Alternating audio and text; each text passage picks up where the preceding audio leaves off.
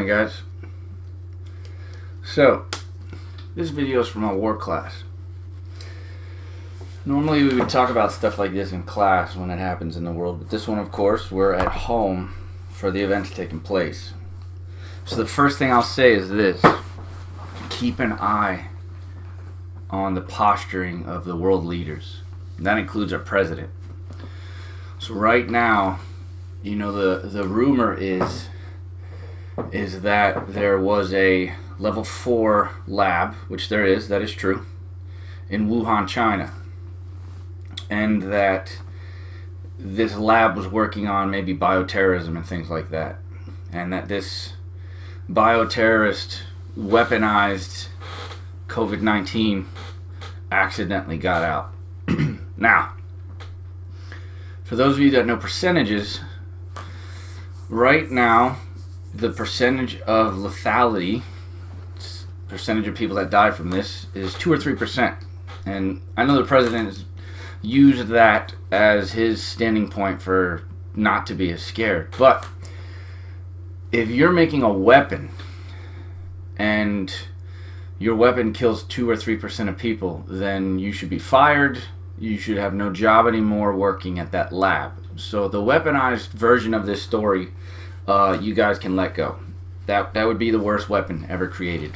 In fact, labs that are making bioterrorist weapons are, you're talking 98% to 100% lethality.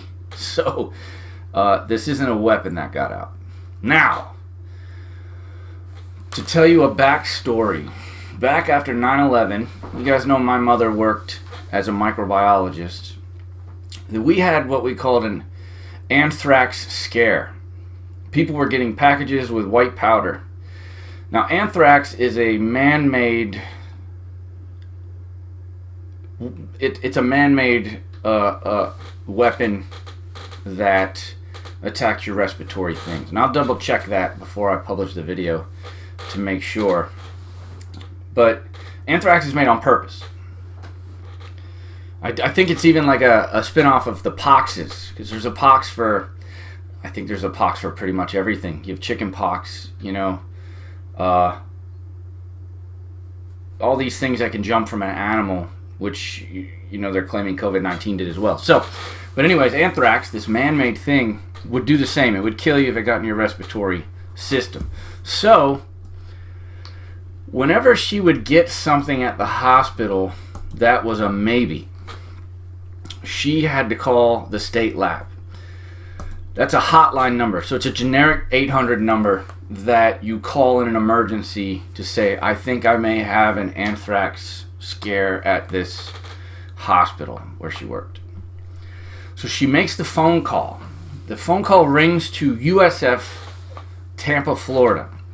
She lived down in Naples. So that means the state lab is here at USF. Now, in reality, guys, the University of South Florida has a lab, and at that lab, since the phone call rang for a level 4 anthrax, that we have a lab working on this same type of stuff right here in Tampa, Florida. Now, that's not to scare you. That's to show you that this is a normal thing to have labs like this, especially in research institutions.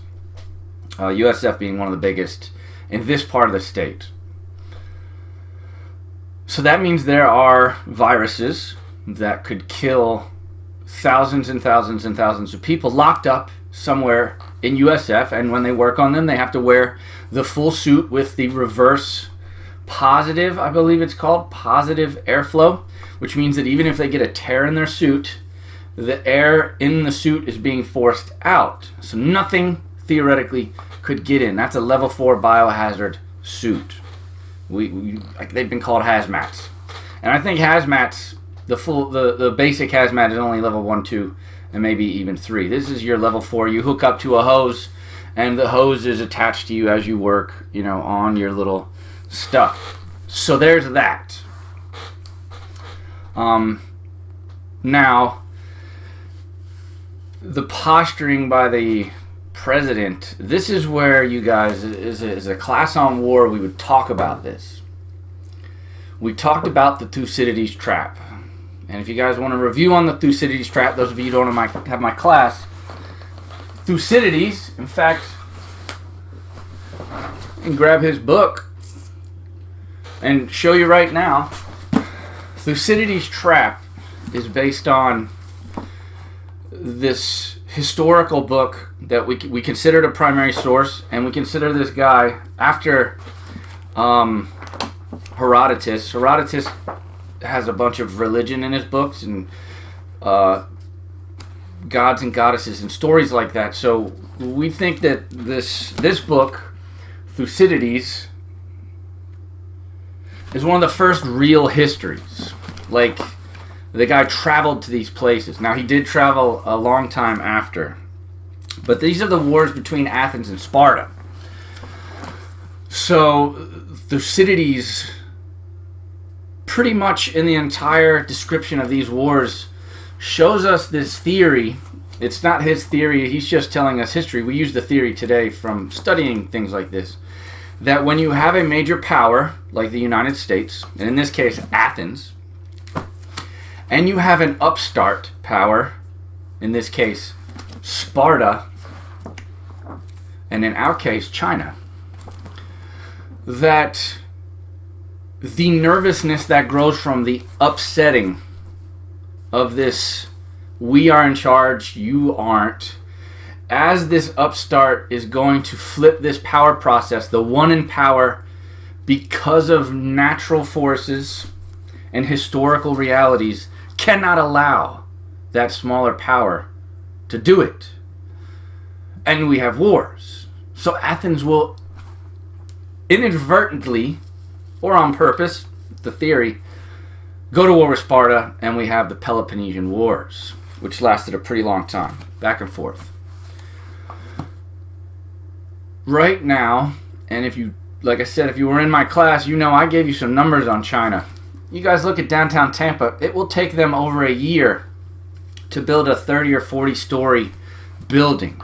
But back in 2015, China built a 55-story building in 18 days. Let that sink in. It takes us years. It took them 18 days. You cannot ignore the infrastructure and the amazingness of how fast and how hard the Chinese work. The stereotypes of intelligence. Intelligence is a generic thing, but their school systems do make ours look piss poor. And a lot of that comes down to this argument of what we're discussing now, which is government control. China can tell their citizens whatever it wants, and they have to do it. And if they don't do it, they are removed from their social contract, their equation. Prisons, exiles, and maybe even into the very, very bad aspects of removal from Earth. So, we can't do that. So here, we follow the rules, and we live by that. Our country would say, most of the rules, I should say, we follow most of the rules, that we have to live by a higher standard and show the world that we can do that. China doesn't. China is led by a communist party, and the leader of the communist party is Xi Jinping. Xi Jinping is one of the strongest leaders to come out of China in decades. And not only that, is he's bringing it to the forefront of the entire world. 90-something% of the stuff we buy, either on Amazon or from Walmart or from Target, comes through China or directly from China. So we can't mess with the money. That's our only safety mechanism in the Thucydides trap that we have, is that we both need each other. And we're seeing that, thankfully, we're seeing that right now with the supply chains being cut between the two countries. Amazon, to get things, Amazon's now taking, instead of 2 days, it's taking 3 weeks. And some of the stuff it says we're not sure when we'll be able to get it to you. That, of course, is the shutting down of the borders, guys. We are locked up. So the question is now is, why is the president going after this lab? Well, let's look at some numbers. You guys right now are taking my class, Wars of the 20th Century, but we're focusing on Vietnam right now. And I know you've heard the numbers. More people have died from the coronavirus than have died in the Vietnam War. That is correct. 59 to 61,000 men died in Vietnam over a 10-year period of time. It was a very long war, just like the one we have in Afghanistan and we had in Iraq. It was a rough war, as you can see, and it was a war that we took very personal here in the United States. People were politically active, people were socially active, you had people supporting the North Vietnamese, Hollywood was involved. It was a very stressful, all-around thing going on in the United States. And it should have been 60,000 people, young men dying, and millions of Vietnamese is a big deal. So now, let me pose you a question. If China lied, I'm saying the word if. I need you guys to please bold, italicize, air quote, whatever, the word if. If China lied to the world in the goals of trying to handle this themselves without it getting out, and then of course it did get out, the Chinese government therefore could be held responsible for the 500,000 deaths that have taken place in the world, if that number is correct at the moment. Can you imagine if China just chose to take a bomber, fly it into a country, say the United States, and drop a nuclear weapon that killed 60,000 people? Where would we be? Well, we would be at war. So what you're seeing now is either an attempt to get China to come to terms with the rest of the world, because there are only a few countries that work like China. North Korea is another one. Cuba, which is changing a little. Venezuela, these communist countries left over from the Cold War. How do you handle them? Do we pressure China? Remember, China is 5,000 years old. We are 200 something. We're young. We're little jits. We're barely in training diapers, guys, as a country. China has lived through terrible things and has survived. They don't look at things in a very minute way like we do. They look at the big picture. And one of the examples that I've heard in other podcasts, so I can't take full credit for this, but it was a brilliant metaphor. The West, and those of you, the West, of course, is your European colonized parts of the world. So it's North, South America, Africa, parts of Asia, very small, and Australia. The East thinks differently. So in the West, we play chess. You guys know chess? It's where you set up those people across from each other from the Middle Ages, this game. And what's the goal of chess? The goal of chess is to get one guy, the king. That's it. One goal. Kill the king. Have we fought wars to do just that in the West? Let's see. All of them? Hitler, Mussolini, Stalin, the Kaiser. It's always been about one person. That is not how the East thinks. That is not how China thinks. In fact, if you need the opposite end of the metaphor, you have the game Go. Forget what it's called in Chinese, but when we translate it, it's Go. And in Go, you have billions of possibilities in that game. In chess, I think there are a few 100,000, but there are more possibilities in the game of Go than there are stars that we can see in space. So billions. The goal in Go is to not kill anyone, not to beat this one thing. The goal of Go is to not be surrounded, not to get encircled. You have these black and white discs or marbles that you place on this grid, and a person gets points when they are able to surround one of the other person's pieces. So now if you look at it that way, there's lots of sacrifice in Go. Where do I focus? Okay, I can let that part of the board go. Yes, there's sacrifice in chess too. That's what pawns are. By the way, the pawns in chess are the soldiers you send that go and die, or the civilians that die in the war. In Go, it's all connected. You hedge your bets. Do I go after Taiwan now? No, it's not the time. Let's go slow. Do I force Hong Kong? No, don't send the troops in. We don't need to deal with Hong Kong now. Do I deal with the United States? They consistently send aircraft carriers into what we consider our waters. They consistently fly bombers that could carry nuclear bombs over places that we call ours. The United States won't let us make air bases in friendly countries or put pressure on us for that. So we will build an island. I think there's 4 of them. We will build 4 islands in the middle of the ocean. And we will sandbag and tell the United States that no, these are for commercial use. And of course the United States can't do anything about this. And then before we know it, they are militarized. There's runways that are too long for commercial jets. They are there for military transport jets. So the posturing, guys, is taking place. They're playing their game and they're playing it slow.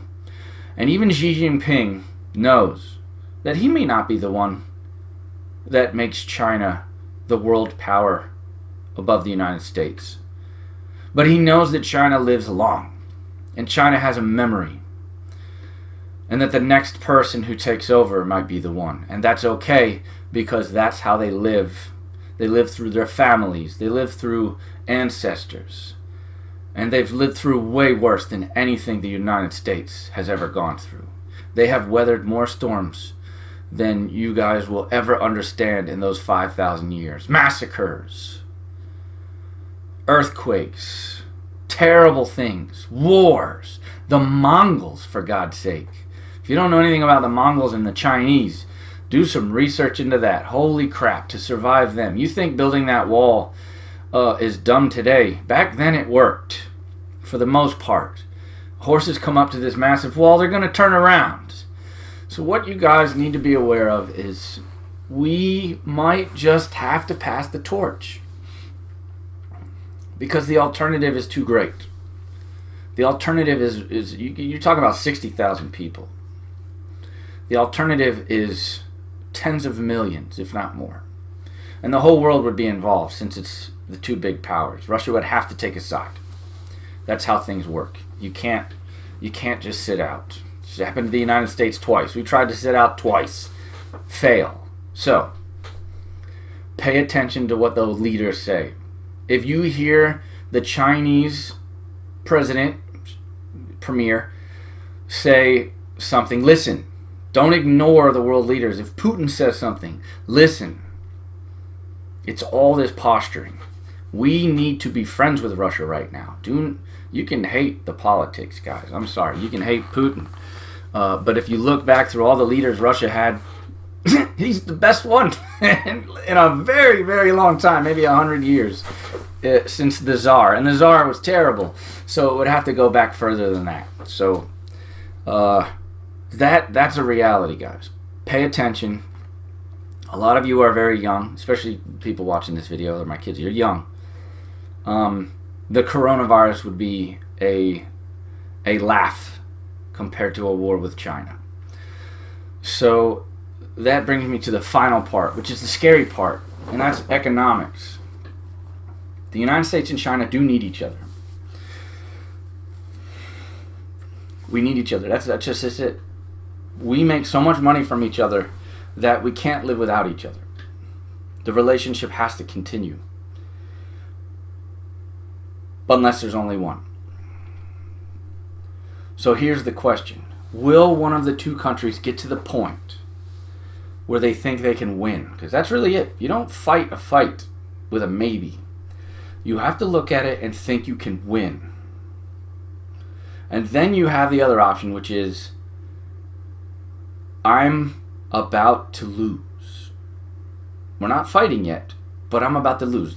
This is where Germany was in World War I. They're looking at the map and they're going, they're teamed up with them, they're teamed up with them. I have Austria and hopefully Italy. Boy, was that a wrong hedge.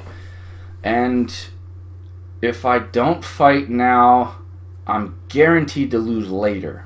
And that's the biggest fear, guys. Do one of the leaders of our countries, and please know there are only a few people that make these decisions. Yes, can Trump make decisions that are groundbreaking to the world? He can. Can he make the big one to go to war? Not really. You need a lot of stuff with that. And that stuff you need is also us. You can't go to war without the people. So can he convince all of us here that China did this either on purpose, which is probably not true, they're not that stupid, or that they accidentally slipped up and then tried to lie? You guys know about this. You're teenagers. You start to lie, and then you realize, oh, yeah. All right, Mom, Dad, you got me. That's where we're at. Does one side or the other think or know they can win? Now, China doesn't make decisions like that. China plays go. So if the United States go to war, they go to war with the country of China and the leadership of China. Or with North Korea and the leadership of North Korea. So it's about the head of the snake. China's already playing their war on us now, guys. They hack us consistently. They steal all of our technology from colleges and from the military and things like that. And it's not enough to fight over. But all of these things they are doing is the posturing of the game Go. They have bases they're building in Africa. They have bases they're building in the middle of the ocean. They're trying to solidify their connection with the economy of Europe by building what is quoted as the New Silk Road. The old Silk Road ran from Rome to China, and it was considered in the ancient world one of the greatest trade routes in all time. Well, it's metaphoric today, but if China can solidify a majority of trade with Russia, and then every country along that place back to Europe, and the New Silk Road would probably end in Berlin today. If they can do that, they have every one of those countries by the neck when it comes to money. That is when we've been encircled. The United States may not even get a chance to fight. We may be as well wrung around the neck by China, and maybe that's supposed to happen. Remember, we live in the United States and we think the world revolves around us. Look at us, all the numbers. We don't care about the world numbers maybe, but 60,000 in the United States. Okay, I care about that. How many in my county? How many do I know someone specifically? Our bubbles are small. It might be already over. Would it fix our school systems? Yeah. Are you going to get whipped by the teacher? Yeah. Good luck with that. So, these are things I want you to pay attention to in the next few weeks and or months and years. Because you may be adults when the baton is passed. It may have already been passed, guys. Their economy is bigger than ours now. And if GDP is an example of world power, they have it. The only thing we have over them is weapons. We have better weapons. But do we? Remember I already told you, China doesn't have rules. The rules are dictated by the government. We can not publicly work on certain things in regards to nuclear weapons. We can't work publicly in regards to things, bioterrorism. There's a bunch of rules, and I told you the United States are the rule followers. And so we follow. China does not, and you can see that with that one doctor. I think his name was He, H-E. Dr. He took and genetically modified 2 human beings in utero, and these twins were born having been genetically altered. They are the first human beings in history, and you're not going to remember their names now, but they will end up in textbooks in the future.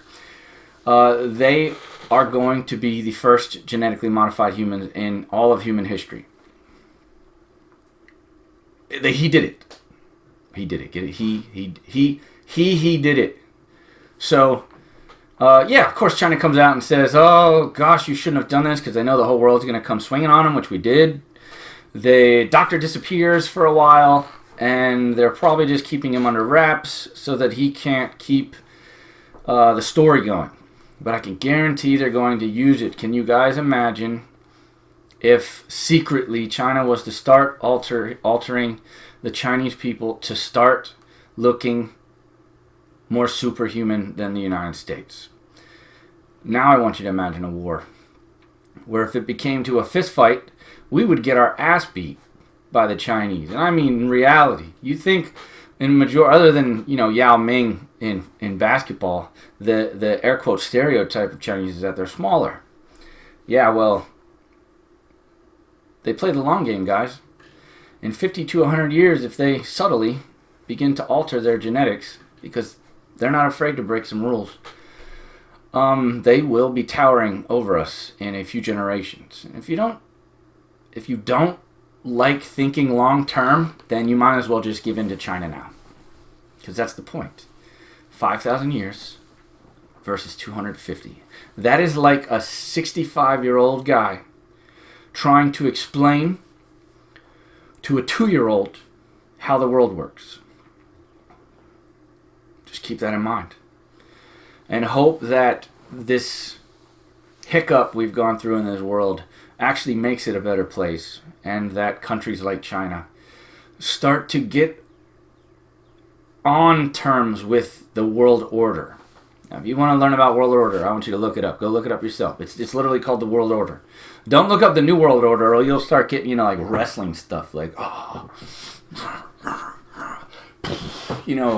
from the old NWO. No, world order. So, maybe I'll do more of these. I like talking about this stuff. We'll get it out there. I'll start a new page altogether. I'll link this in the war class. But maybe I'll just start a whole, I'm bored at home, done my lessons for the week. Let's just put out a video, and who knows. But yeah, all right, guys. Stay safe.